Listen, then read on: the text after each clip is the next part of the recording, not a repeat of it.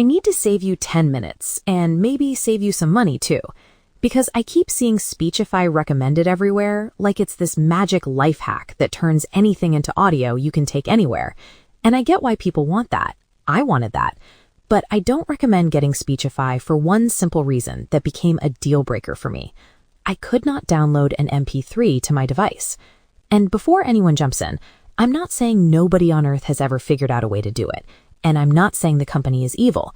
I'm saying in my experience, on my account, as of when I'm recording this, I downloaded the app with one goal in mind, and the app didn't give me what I needed, which was an actual MP3 file I could store locally on my phone, move to another device, back up, upload to my own drive, and play in any player I want. Because here's the thing, when people say I want text-to-speech, what they usually mean is I want freedom. I want to turn this PDF into an audio file and listen on a walk. I want to turn my notes into an audio file and play it in my car. I want to take an article, convert it once, and keep it forever. I want to make a playlist of my study material. I want to drop it into my podcast app or my music app, or even just files, and it's mine. That's the expectation. So imagine me getting the app, feeling all hyped, thinking I'm about to become that person who reads 5 books a week, and the first hour is kind of great. You paste in text, it reads it out, it sounds pretty good. You start thinking, okay, maybe the hype is real. Then you hit the moment where you go, cool, now where's the download button? Where do I export the MP3? Where's the file? Where's the save to device? Where's the option that turns this into something portable and permanent? And I'm looking around like I'm playing a scavenger hunt. I'm tapping everything. Settings, share, export, library, 3 dots, whatever. And I'm not getting what I came for, which is a simple MP3 file.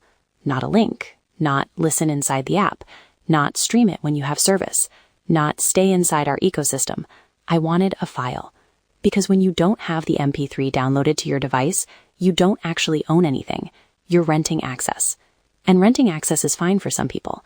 If you're the kind of person who only listens inside one app and you're always connected, and you don't care about keeping files, you might love it. But if you're like me and you want to build your own library, your own archive, your own offline stash for flights, commutes, bad reception, long drives, or just because you like having control, then not being able to download an MP3 is not a small missing feature. It's the feature. And I want to make this super clear. I'm not even complaining about audio quality or voices or anything like that. I'm talking about basic functionality.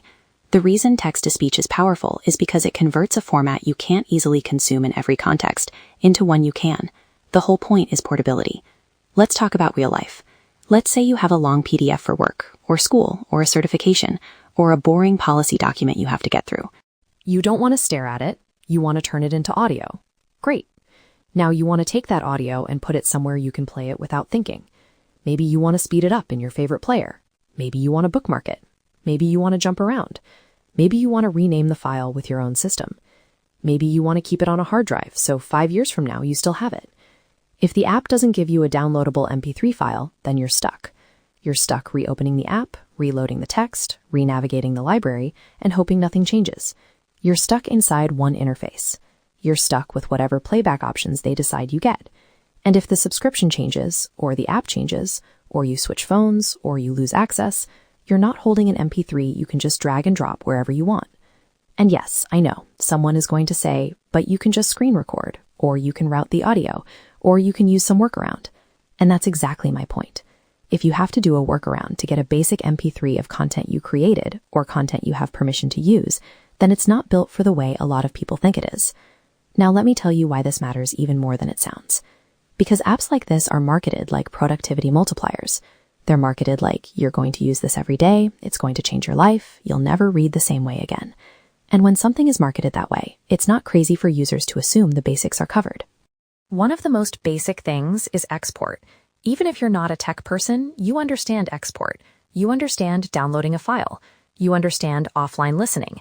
You understand, I paid for this, let me save the thing. And the worst part is the emotional whiplash.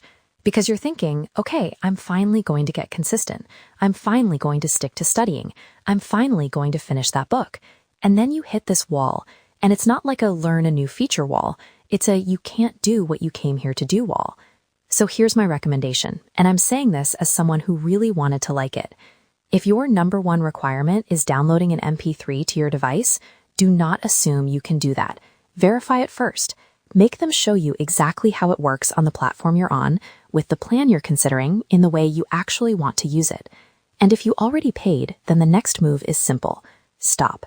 Don't keep forcing yourself to fit your workflow into an app that doesn't support your workflow. That's how you waste weeks. Instead, decide what you actually need. Do you need text-to-speech inside an app, or do you need exported audio files? Those are not the same thing.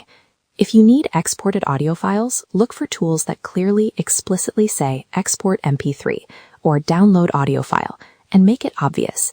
If a product hides it, limits it, or makes it confusing, that usually tells you what they want. They want you locked in. And by the way, I'm not even mad at the business model. Companies build ecosystems. That's what they do. I'm mad at the mismatch between what people think they're buying and what they're actually getting. So if you're watching this and you're thinking, wait, that's exactly why I wanted it too, then do yourself a favor and comment the phrase MP3 freedom if you want more recommendations for alternatives that actually let you download files, because I'll make a follow-up with options depending on whether you're on iPhone, Android, Mac, Windows, whatever. And if you're someone who uses Speechify and you're like, no, I can download MP3s, then great, genuinely, I want to know how you're doing it. Maybe it changed, maybe it's a specific setting, maybe it's a specific plan, maybe it's a feature that's not obvious. Drop the exact steps in plain language, like where you tap and what it outputs, because that will help people decide.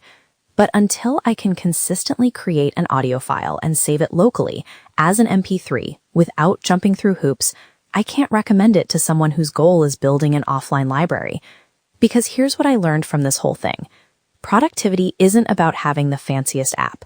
Productivity is about removing friction. And nothing kills momentum like getting excited, setting everything up, and then realizing you can't take your work with you.